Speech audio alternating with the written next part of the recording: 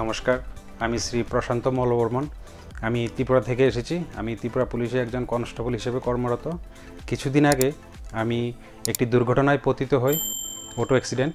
তো আমার পায়ে প্রচণ্ড ব্যথা লাগে এবং পায়ের একটা অংশ কেটে যায়। তারপরে আমি চিকিৎসার জন্য ডক্টর সুনীল দাচপল্লী স্যারের সাথে আগরতলাতে দেখা করি।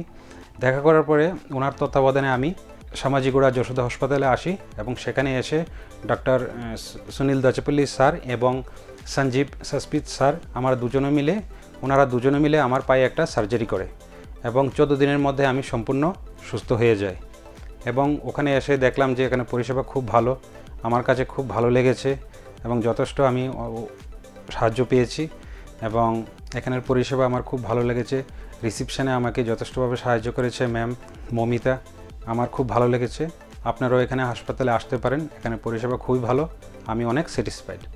ধন্যবাদ।